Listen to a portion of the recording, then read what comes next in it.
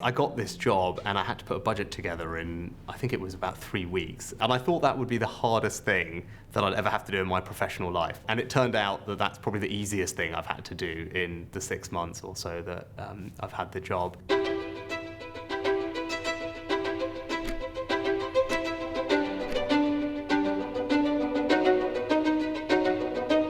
You know, I wasn't massively into politics when I was that young. The inspiration for me was my parents, mum and dad. My dad's a GP, or was a GP, where I grew up. My mum was the local pharmacist near his surgery. And so I worked for my mum in the shop and delivered prescriptions out and helped her. And it was through that I got a sense of the difference they'd made to our community. Their patients would always stop and chat to me about what my parents had done, not just for them, but for generations of their family. This is an unbelievably tolerant country where people like my family have been warmly welcomed. It's probably worth bearing in mind. I'm not even the first non-white Chancellor, and Saj, who had the job before me. And it shows that actually you work hard, you contribute, you integrate, actually you can achieve your dreams.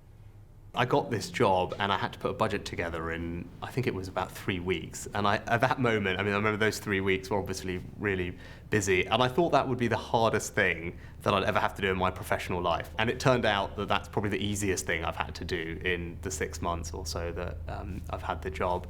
And we had just kind of, summited Everest and actually it turned out we were just at the foothills of like 3 other mountains we had to climb. We were trying to come up with policies that were brand new because we're dealing with a situation that we hadn't seen before. There wasn't a playbook for what you do when a pandemic hits from an economic perspective.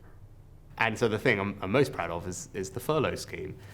We never done anything like that before in this country. And I've had people in tears telling me that when they heard that announcement, when we made it, it meant that in their company they knew they wouldn't have to lay people off, which they were all about to do. Young people are sadly the ones that are most impacted economically by what's happening. We've got hundreds of thousands of young people who are entering the labour market for the first ever time. They're leaving school, college or uni. It's a really difficult time. And we know that they're disproportionately working in the industries that are really impacted by what's happening, for example, in hospitality or travel, for example. So I think it's incumbent on us to make sure that we step in and provide opportunities for all those young people. And that's what we've done with initiatives like our Kickstart Scheme. It means we're creating really high quality jobs for hundreds and hundreds of thousands of young people who are at risk of being long-term unemployed. And what we want is for young people not to be the generation that was scarred by coronavirus. We want them to be the Kickstart generation. And for me, it's a matter of social justice that we do everything we can to try and protect those jobs. You've been referred to in some sections of the internet and in our comment section as Dishy Rishi.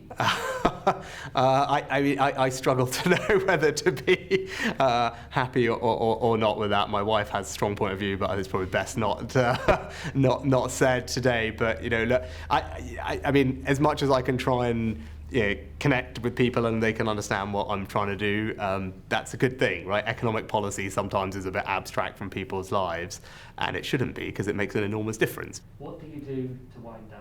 I am a big Star Wars fan. Yeah, there's only so much Star Wars you can watch. On a repeated basis. Mainly, my wife also is not the biggest Star Wars fan, so that doesn't work for the kind of shared experience.